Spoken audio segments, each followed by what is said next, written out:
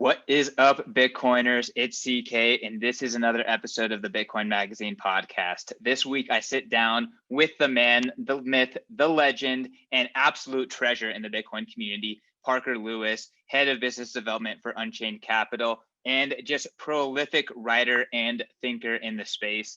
We talk about what he's building at Unchained Capital, what they are kind of developing throughout this past year, and how they are aligning their products in order to serve Bitcoiners and Bitcoin companies in the most Bitcoin native way. From there, we jump into some of his thinking around how to teach and help people understand Bitcoin, as well as how to communicate Bitcoin's value props to the widest swath of people.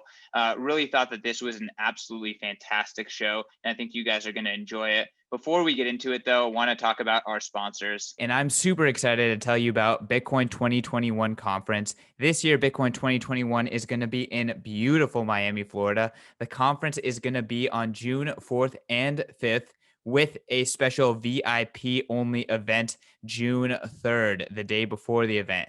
That VIP event is called Whale Night. You guys, this is going to be the Bitcoin event of all time. It is going to be bigger than any Bitcoin conference ever. It is trending to extremely, extremely high levels, and we haven't even begun seeing the FOMO yet. I am super excited for this event. We have Jack Dorsey, we have Michael Saylor, we have Nick Szabo, we have Francis Suarez, the mayor of Miami. We have pioneers across the board for Bitcoin, the top of the top. Y'all are not going to want to miss this. Bitcoin 2021 is going to be a Bitcoin gathering of all time for all ages. And man, I would not miss it if I were you. Go check out Bitcoin 2021 at b.tc/conference and make sure to use Bitcoin Magazine special promo code Satoshi, all caps Satoshi, and you're going to get 10% off of your GA ticket. Again, make sure to use promo code Satoshi and make sure to check out Bitcoin 2021. All right, that is enough from me. Let's get right into the show with Parker Lewis. Parker Lewis, welcome to the Bitcoin Magazine podcast. Christian, it's good to see you on screen. Been too long. Good to hear your voice as well, and looking forward to the conversation. Yeah, man. It's 2020 has been a trying year, but in terms of folks who really conquered and made the best of it, you definitely come up at the top of the list, as well as Unchained Capital. Would love to get the update for the Bitcoin Magazine audience. You know, what have you been working on? What is kind of new and exciting with Unchained Capital? A lot going on at Unchained. I think if I, summed up 2020, 2020 was a chaotic year. I was joking in the office. I think I probably personally fit in like the top 0.1% in terms of personal interactions in 2020. Like after the first two to 4 weeks of uncertainty, I refused to be locked down mentally or physically. So I got to go to BitBlock Boom in 2020, which was awesome in Dallas. Was sad that Bitcoin 2020 got delayed, but I'm super pumped for that in Miami coming up here in 2021 now.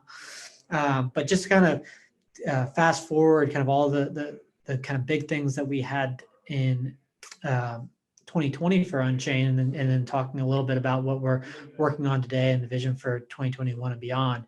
In 2020, really kind of the core areas of focus for us and the biggest investments were we had a significant upgrade to Caravan, which is our open source application, which is designed to work in tandem with our private application. So basically, the open source application, what it represents to our clients is removing our private application in our interface as a single point of failure for clients, such that if something happens to their Unchained Capital account, that they can always go somewhere else. So it's a security column for Unchained. Then it also helps Bitcoiners that don't want to work with a third party have easy access to multi-sig if they want it. And then it also helps us interact within the multi-sig universe within Bitcoin to help drive standards for Bitcoin. So we launched that in May of last year. It was important for our private application. We then launched an OTC trading desk for Bitcoin. So we're in the process of expanding our coverage of states, but basically we help people buy Bitcoin direct to cold stored multi-sig vaults, which is an awesome product. We launched a concierge onboarding service. So basically people that could go from zero, never having a key, to multi-sig with multiple keys and cold storage. We launched that over the summer, and that really took off in the second half of the year into the fall, into the fourth quarter. And then we released an application for businesses. But what came along with that was also a very easy to use interface where people can have one Unchained login. They could have an Unchained personal account. They could open an account for their self-directed IRA. People are working with Jeff Andrew and hold their own keys to that. Or they could have a business account where they have multiple people and they're managing treasury for a standard operating business, whether it's an operating business or a family office, basically solving that. If you're a Bitcoiner that wants to hold your own private keys, you now have one place to live in your personal context, your retirement context, and your work context. And work can, again, and business can mean many things to solve all of those needs. And those needs, whether you're operating in your personal capacity or retirement capacity, your business capacity changes. And we're trying to create solutions for all Bitcoiners that just want to hold their own keys. So those were really the four kind of key investments that we made, and the four things that were major products that we delivered in 2020. There were a number of other smaller things like confirming on device and a number of other things that we worked on with the team at Satoshi Labs. But then as we look forward to 2021, we kind of are going to continue to focus. We're working on an enhanced design kind of within the UI to do a refresh.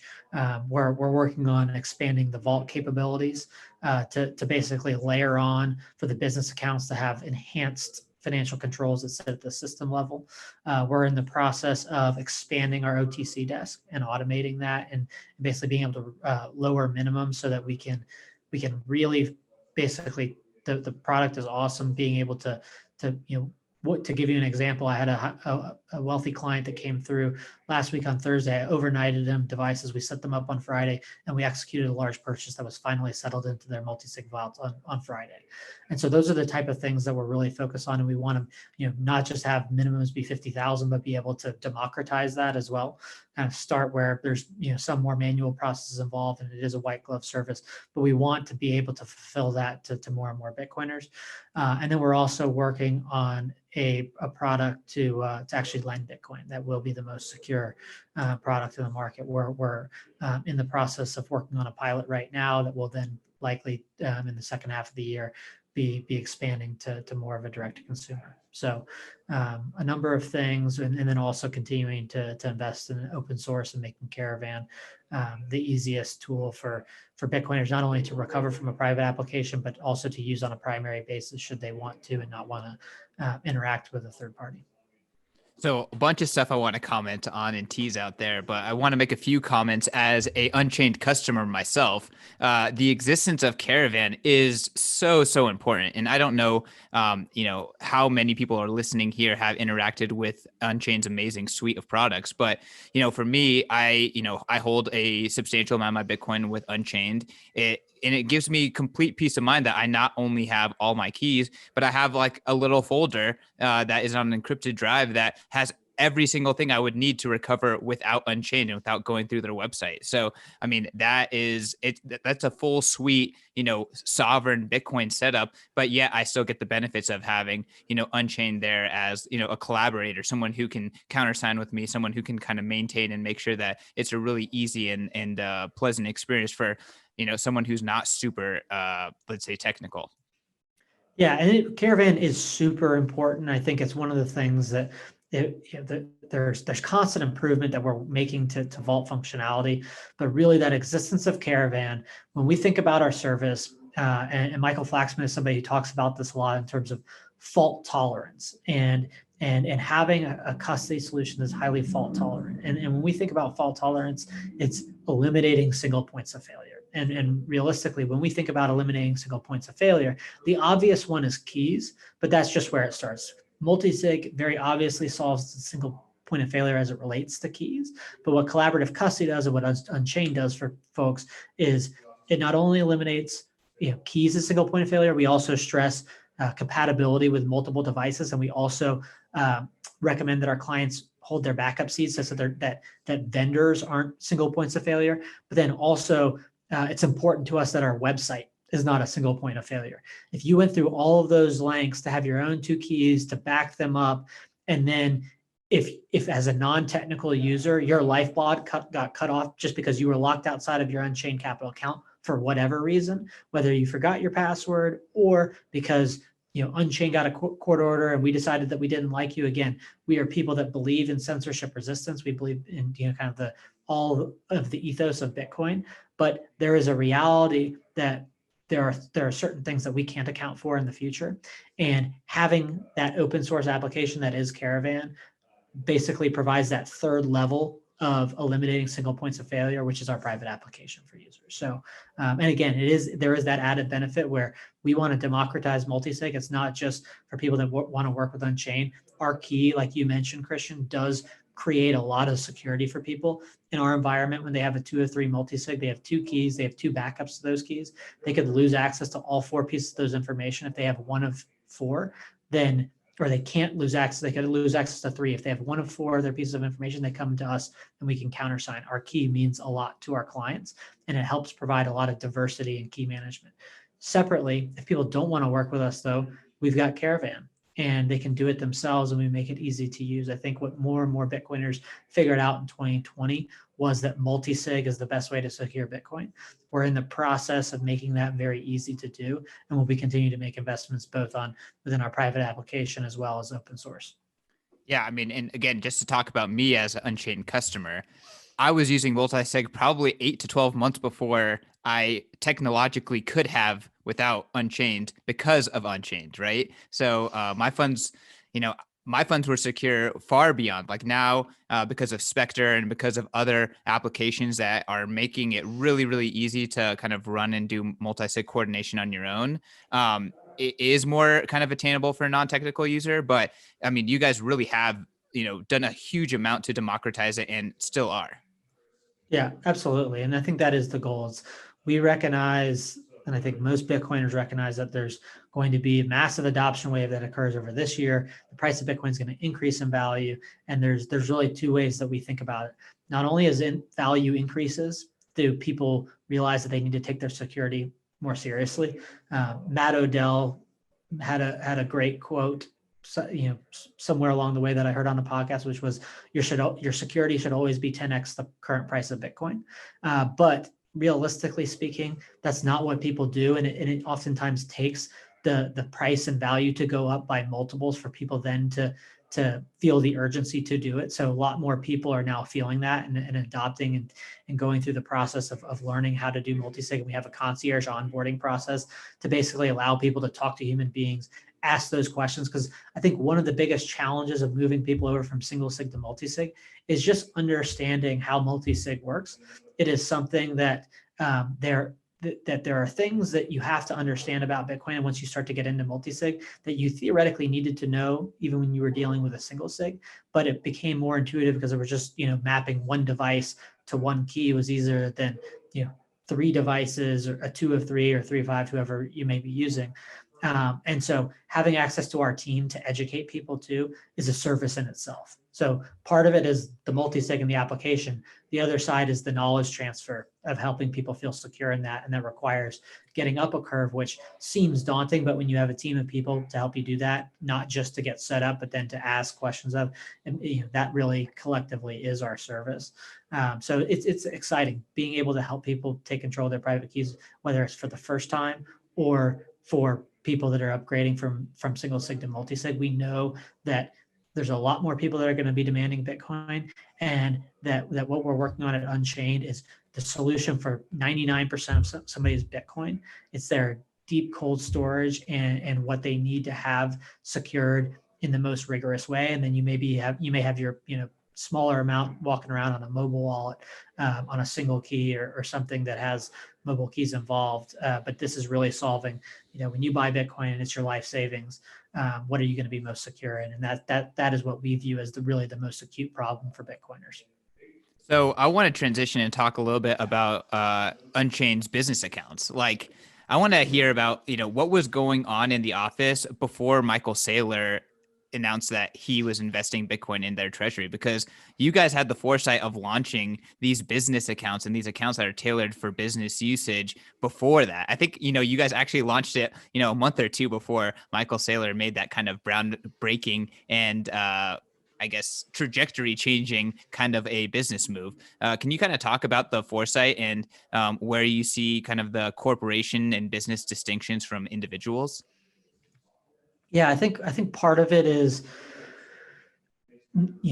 laying out a vision for what Unchained is. So we think about Unchained as a Bitcoin native financial services company. One way I would describe it is a private bank like platform for people that store long-term wealth in Bitcoin and that who also demand private key ownership. And so I think when you ultimately look at the services that we offer in terms of Bitcoin-backed lending, helping people buy and sell Bitcoin, in the future, helping people lend Bitcoin, in the future, helping people receive payments and make payments in Bitcoin, that the services themselves will look very similar to a traditional banking-like service. What differentiates us is that the foundation of custody is built on our clients holding private keys. And so it is that universe of people that we want to serve, the Bitcoiners who hold their own private keys. And there's a recognition, and this is what guided our vision towards kind of, I'd say, not necessarily being early as it relates to business accounts, but recognizing that there was a trend coming. It is, if you're a Bitcoiner and you hold your own private keys as an individual, then you have an inclination naturally to do that as a business as well. That if as an individual, you start to understand why you should store your value in Bitcoin, your wealth that you store in your business is also your wealth. And if you're holding your keys as an individual, you're going to want to hold those keys as a business.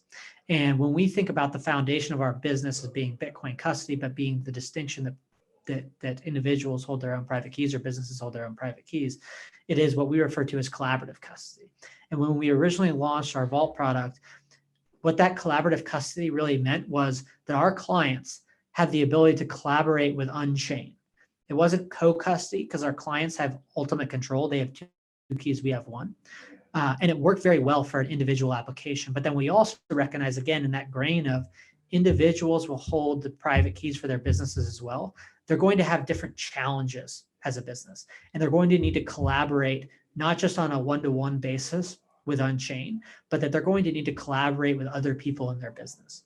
And so we just recognize that the individual application was sufficient to deal with, either individual retirement funds, but then those same people didn't want to go to another service provider. And we had a number of early customers that had businesses that were already holding Bitcoin. And we recognized and looked at a certain group of user personas to say, these are the type of people we want to serve.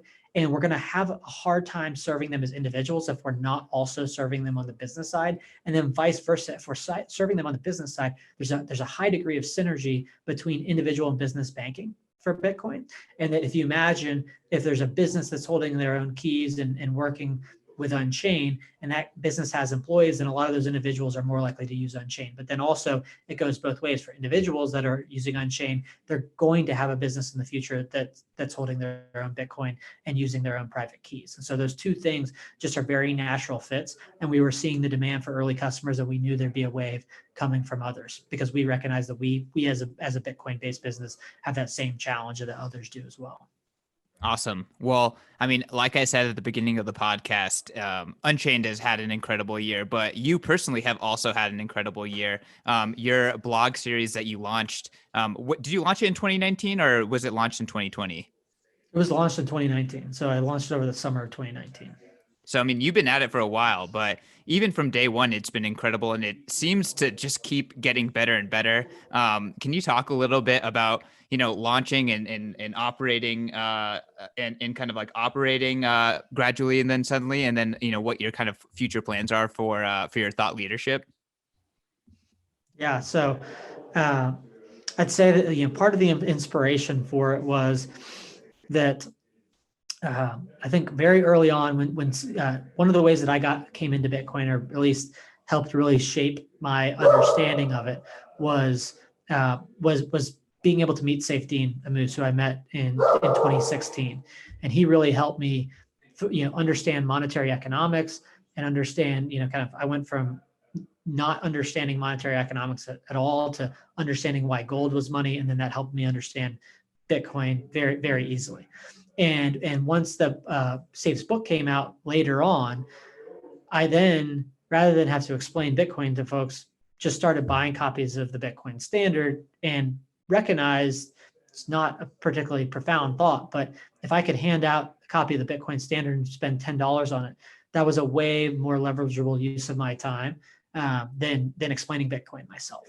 And so there were things that I had been thinking about or that I struggled with along the way, because I wasn't somebody that went, I didn't just look at Bitcoin and it didn't just click for me, that there were things that I struggled with, and that I recognized that there were a lot of those questions that were answered via the Bitcoin Standard, and I could help kind of, just by leveraging that book, leverage my own time, or make my own time more efficient. But then I could do the exact same thing. Of the questions that weren't necessarily answered there, many of the similar questions I addressed, but maybe in different ways, and maybe for a different audience. But be able to invest a lot of time up front to explain a concept that many people struggle with, that I struggled with. And then each time somebody has a question, myself, but then others, because I leverage Safe's time in creating the book, others, and we see, our good friend Bitcoin Tina all over Twitter, that every time somebody comes up with someone says, wait, but Bitcoin's too volatile, they could just send them, my article that is Bitcoin is not too volatile, and use that as an example where, I think I probably spent maybe, my most popular one to date is called Bitcoin Obsoletes All Other Money. And I probably spent like 60 hours writing that, 50, 60 hours. And that single article has been read about 10,000 hours worth of time. So from, I could either spend 10,000 hours, which I don't have, or I could invest 50 to 60 hours to write about it, and then people can distribute that knowledge. And it's not just my time that then becomes leveraged, it's other Bitcoiners. So that was really the impetus, that there were things that I had a perspective on that I thought I could communicate in ways. Writing isn't something that comes naturally to me. I do think that as the series become more popular, I've had to invest more time in each one to make sure, like, I don't want to write just to write, to put out volume. I now kind of only write where I feel like there's a subject that I feel, is misunderstood, and that my voice could lend a unique perspective to, or at least a perspective that would resonate with people to help answer questions. And so I have kind of made the more recent ones more involved. It has naturally caused kind of a wider kind of gap between kind of each one. But yeah, it's been super rewarding for me. It's been valuable to us at Unchained, but I think just it's a resource now that anybody can lean on to help expand the knowledge base. And it would happen, anyways, but I'm glad to play a small part. Well, a small part is maybe an understatement for how much leverage the Bitcoin community has gotten out of your series. So kudos to that, and I'm sure to the excitement of many Bitcoiners who have been leveraging the individual blog posts, you kind of have a next step of bringing all of that together into a book. Do you want to talk about that a little bit? Yeah. So I had enough people online ask about when Gradually Then Suddenly book. And so, what I'm essentially working on now is converting those essays and preserving them. I'm somebody that I started publishing these. I think the first one that I published was in July of 2019. That they're going to be published as a series of essays. They'll probably be copy edited just to clean up some grammatical issues, but really just packaged as a book format. So if someone wants to, in certain cases, it's easy for somebody to link to something on Twitter. In other cases, people will consume more content if it's in the medium of a book. And so the goal is just to package it and format it in a way that's consumable in book format, but to preserve the content of all the individual essays that people are already familiar with, such that if they're sending people or buying the book for the person, that they know the content, they don't have to reread it because they've already read many of it, or they can point people to the same essay. So they'll be preserved to basically, be very clear that this is an essay that was written on, July 19, 2019 or whenever it was. So with the idea of not trying to have revisionist history or not change the narrative, but to really just formalize and create another mechanism and another medium for people to continue to leverage the same resources. And I'm going to continue to write, but then this will be probably volume 1. And, if I write another 17, then maybe there will be a volume 2, or I'll just append the Gradually Then Suddenly book with each new one that I come out with. Is there any kind of early timeline around when this book can hit the shelves? You know what? I'm gonna try, but it might not be achievable. If we could get it done, but by Bitcoin 2021, that would be that would be great. So it's my goal is first half of the year, but accelerating that by about a month, it could be challenging, but we're gonna work on that. All right. Well, for those of you who are not aware, when Bitcoin 2021 is going to be June 4th and 5th in Miami. So hopefully the book will be available there and you can meet up with the Unchained team and chat with Parker and all that good stuff at the conference. I'm trying to get it out before 100K, which that might be tough. I love the bullish sentiment. Okay, Parker, I want to transition from, talking about what you're doing to actually the ideas that you have been propagating. For me, one of the most powerful things that you've ever said was this line about how Bitcoin is counterintuitive and then hyperintuitive. I'm sure I'm bastardizing it, so I want to give you a chance to, talk about that line of thinking and, kind of deliver it your way. Yeah, I think that it is this idea that I just really think of Bitcoin as being, it's not intuitive. It's like extremely not intuitive. And then it starts to become intuitive over time, like something clicks for somebody. It's like, it goes from, and one of the analogies that I use is you and I could be, sitting in the Sistine Chapel, and I could be staring up at the ceiling and seeing, Michelangelo's masterpiece, and you could be staring up there and just seeing a blank canvas, just nothing. It's just white, and two people are looking at the exact same equation, and one person sees it and one person doesn't. And then what happens is something clicks for somebody, and that's often something different. There's probably themes that click for different people, but that something clicks, and then Bitcoin goes kind of in a moment from not being seen to recognizing that there might be something there. And then over time, that thing that was not intuitive starts to become intuitive. And then over time, the longer you stare at it, it becomes hyper intuitive, where once you get in that zone of hyper intuitive, once you start to kind of be beyond all of the different kind of cycles of FUD, then it's almost difficult to conceive how difficult Bitcoin was to see in the first place, because you've gone so far down the spectrum. And I think that's an important thing to recognize, not just for somebody that's trying to learn Bitcoin, but it's also important for people that Bitcoin has become hyper intuitive for, of trying to put themselves back in that seat of the person that literally can't see, because I was that person, and practically speaking, everyone was. The first time somebody heard about Bitcoin, that it logically probably did not make sense.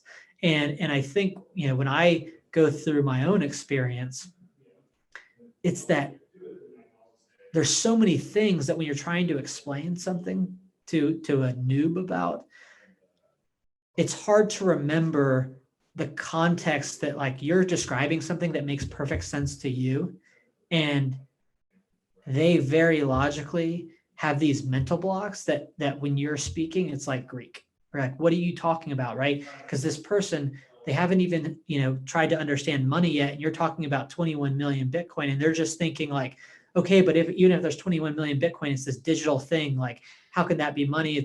Money's must be a collective hallucination. Right? I've never even thought about it. And you're just throwing all of these esoteric things at me, and I don't even know where to start, And so, but that's also just a natural process. And the way I also think about it is, it's a really hard process. It's made easier because of the content that, people are putting out via podcasts, via articles, via books.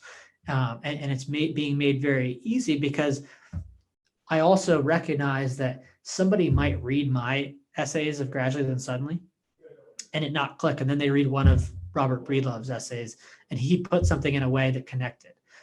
Or Nick Bhatia might put something in a way that somebody else connects with. That, we're all communicating ideas about the same thing that is Bitcoin.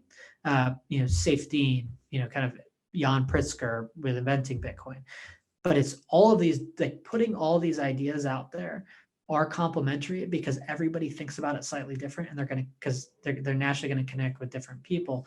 But along that process, as more and more content's coming out there, and as more people advance down the stage, is that every single day Bitcoin is clicking for another individual in the world, and that more and more of those people, I'd like to say that every single day, more people have Bitcoin today than they had yesterday.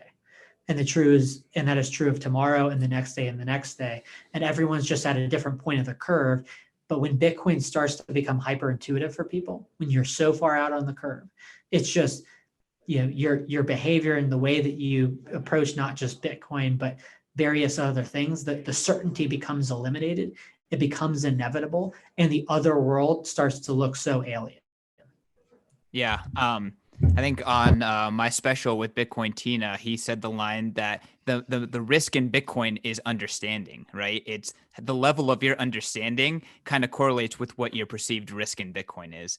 And kind of talking about your idea of Bitcoin is counterintuitive and then it's hyperintuitive, the way that I've kind of talked about this, and again, inspired by your framing, is, the majority of people are in a fiat worldview.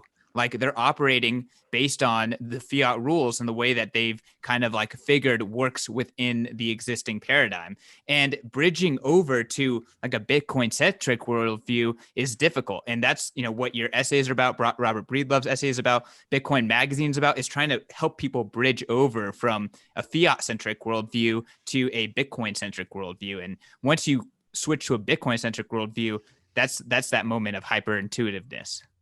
Yeah, and I think that is a great way to frame it, because it's like the world operated on a certain set of rules for a long time, not long in a historical context, but More consistent. More consistent, but long in terms of anybody who's alive today, right? And certain people got really good at playing the game based on the old set of rules. The Warren Buffetts of the world, the Ray Dalios of the world, the Lloyd Blankfeins, the Jamie Dimons.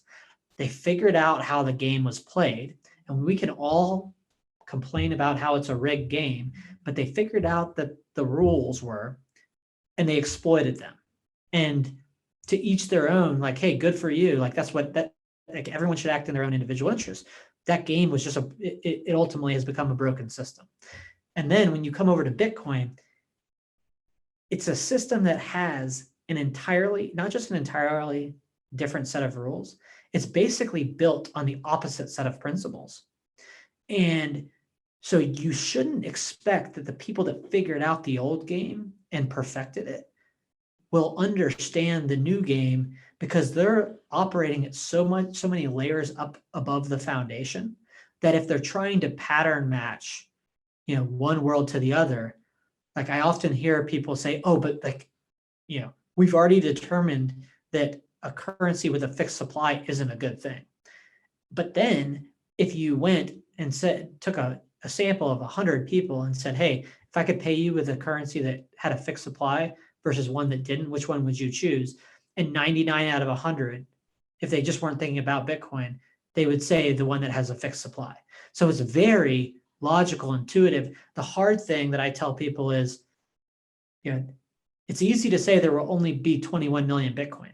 The hard thing is understanding and developing an individual view as to how credible that number is. Because once, and I think this aligns with what Bitcoin Tina was saying, once you develop a personal view and a confidence, not a belief system, but an intuitive understanding as to how Bitcoin enforces its 21 million fixed supply, and that every altcoin, shitcoin that's copied from it doesn't have those properties, you stop looking at Bitcoin as risky, and you just appreciate that it's volatile, and you account for your life that way.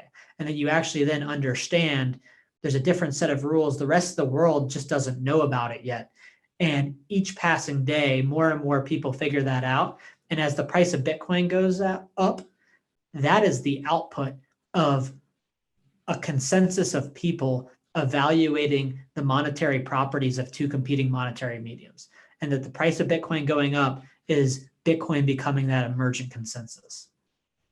I love that. And I mean, you just framed these concepts so eloquently. So thank you for kind of teasing that out and breaking it out a little bit more. I think this is a great place to transition into one of my favorite articles that you put out, which is Bitcoin is the great definancialization, right? And you talked about this concept on my other podcast, POV Crypto, before you wrote the article. But this idea of like Bitcoin breaks down what finance is today. Like we're not going to have Bitcoin finance that looks exactly like how we deal with monetary instruments like today. And you can look at a lot of that, DeFi and on the Ethereum ecosystem is really hot. I pointed at that, say like that's super skeuomorphic, because I've spoken to you and I understand like Bitcoin is built on completely different foundation, completely different principles.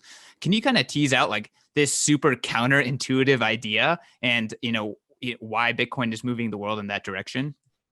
Yeah, first, I do want to say, because I do remember this conversation that we had on POV Crypto, DeFi is not decentralized. Bitcoin is a construction of keys. All crypto is a construction of keys. Those keys live on certain servers, and in general, they're controlled by a central third party. So just off the top, I got to throw FUD at DeFi because it's a not broken FUD. system.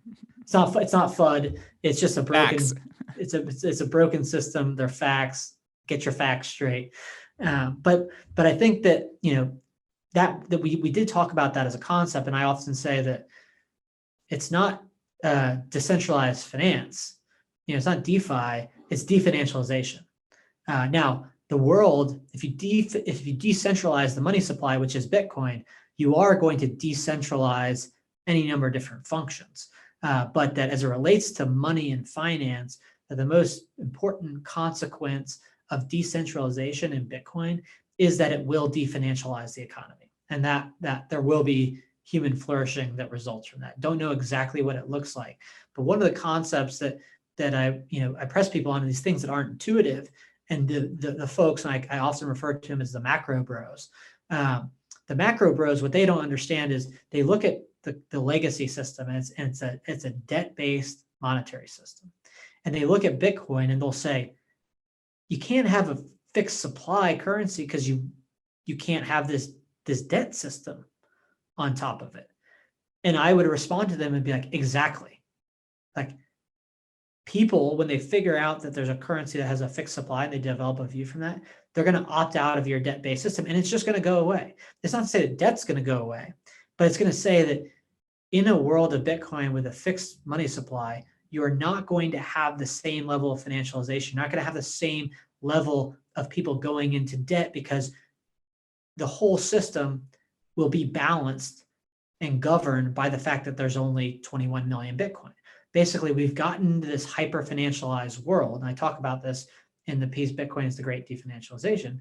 This whole financialization, both on the credit side as well as all these complicated structures to pool and own equity risk, at a fundamental level, a large swath of it is driven by the broken monetary structure.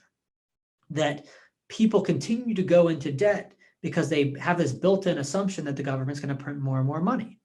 And they will continue to print more and more money. And that printing of money fuels this financialization and this culture of going into debt, and this culture of taking every cent that you earn and plowing it into some complicated financial structure that holds shares in companies that you have no idea what they do. But if you went back to basics and you help somebody understand that there was a form of currency that had a fixed supply, they would opt out from a significant portion of the world that has become financialized. And the way that I describe that for people is, again, it's very difficult, and to the extent to say impossible, to quantify exactly how much of the financialized products that exist in the world exist merely as a function of a central bank engineering money to lose 2% per year and compound it. But the reality is, it when you see it.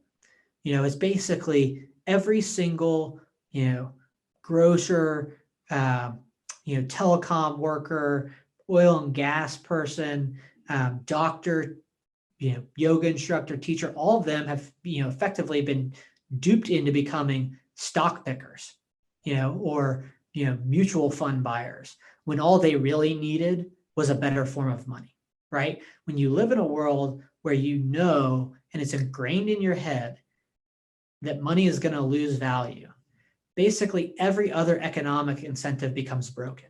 Money is supposed to be the thing that stores value so that you don't have to take risk. Basically, if you've gotten money, you've already taken risk. You've already committed your time to delivering something of value to somebody else. And that requires the input of you perfecting some craft or educating yourself with some skill, oftentimes over years, and perfecting it over decades. And there's no assurance that you're going to get paid, but that when you get paid, that's basically that's the end of the journey of taking risk, at least as it relates to a single transaction. When you're then forced into a world where your money loses value, you then have to be forced into a position where you continue to take risk. And that is a fundamentally broken economic structure.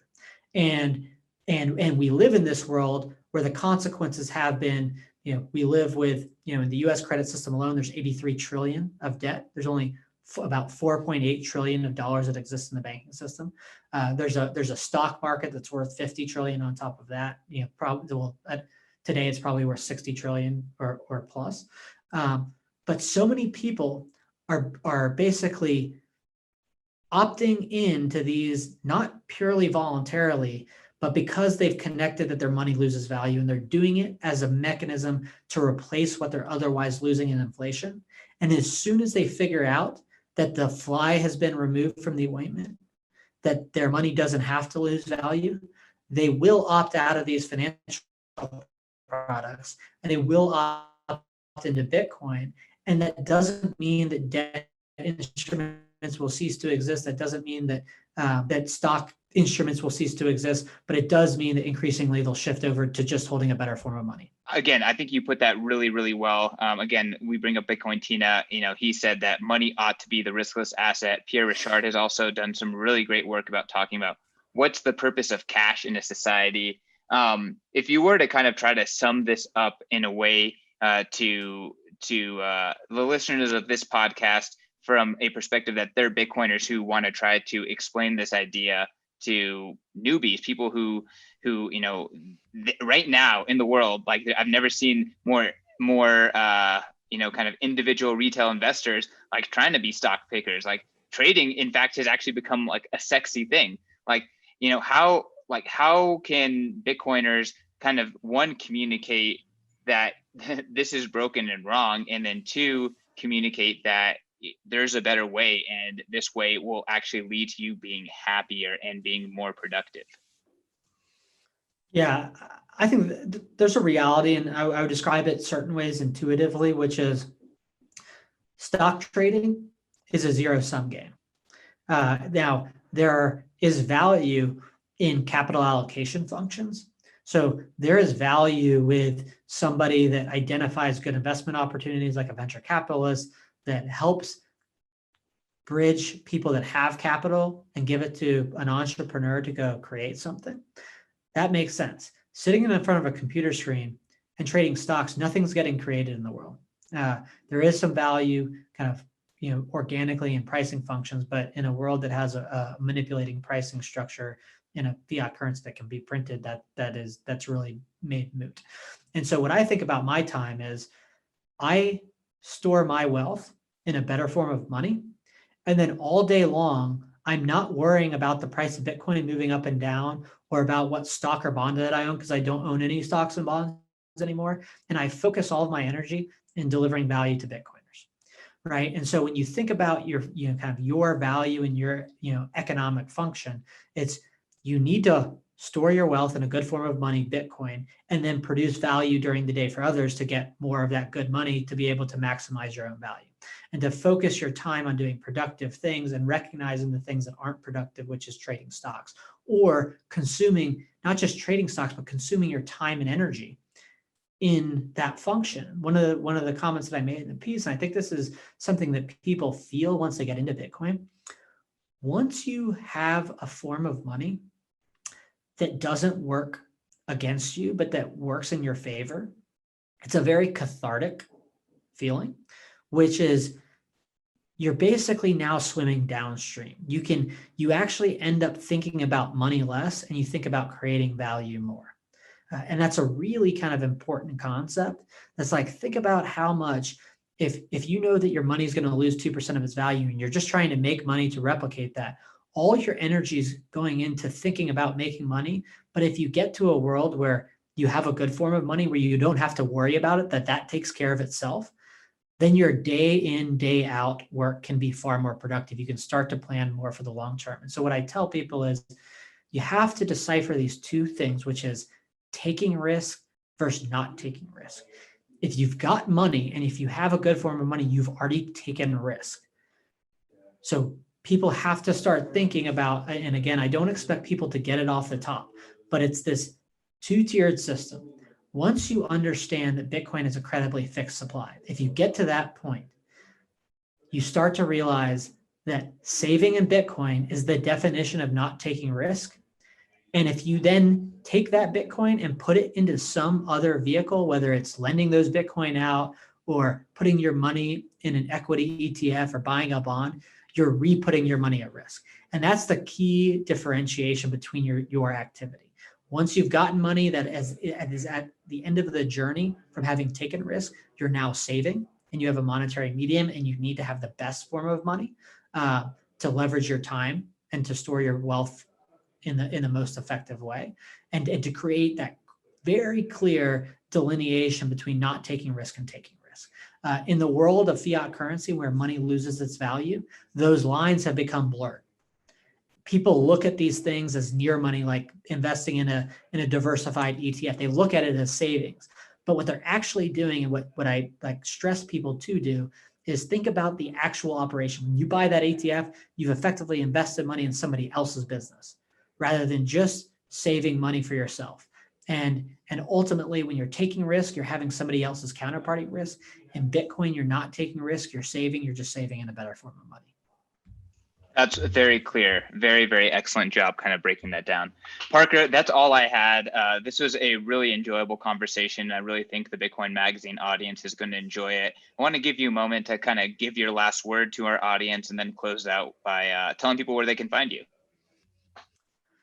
Well, I would just say that I'm pumped for Bitcoin 2021 in June. Hopefully, I'm excited. I want to thank the mayor of Miami, and also just for all the states that haven't locked down their people. I think that it's really important. I live in Texas, and I think more and more people need to wake up to what's happened. But I'm extremely pumped to have Bitcoin 2021 on the calendar. I can't wait for that. And then also tell people to look out for BitBlock Boom. People should buy their tickets. BitBlock Boom is in Dallas in August of 2021. So people should go to both of those. They'll be great events. If people need help securing their Bitcoin or helping to acquire Bitcoin, they should check us out at unchain-capital.com. Again, we try to help Bitcoiners of all breeds that want to hold their own private keys. That's what differentiates Unchained.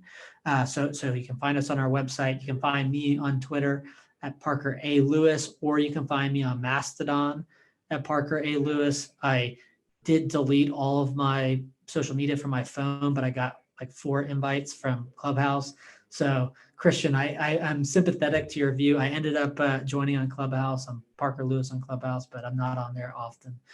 But the main places are all of my articles for Graduated Suddenly are on our website. You can find them directly from the nav bar and the resources on unchained-capital.com, also on the blog. And then there's also just give a shout out to Bitcoin Audible and Guy Swan. All of my articles are recorded on Guy Swan's Bitcoin Audible. And then there's also a number of other great resources that Guy has recorded and is a great medium for people to learn. So you can ping me. My DMs are open. We love getting calls from Bitcoiners at Unchained. You can reach us through the website. And anything you need in the world of Bitcoin and private keys and multi-sig, we want to help all Bitcoiners of all kinds feel safer in holding their Bitcoin and storing more wealth in Bitcoin. Awesome. Well, I want to thank you again for the time, Parker, in the middle of your workday. means a lot to our audience, and you really spit some fantastic knowledge. For everyone listening, you can find me at CK_snarks, find the magazine at Bitcoin Magazine and bitcoinmagazine.com, and give us those 5-star reviews. We're bringing the best in the business over on the Bitcoin Magazine podcast and across all of our platforms, and those reviews really make a difference. Peace.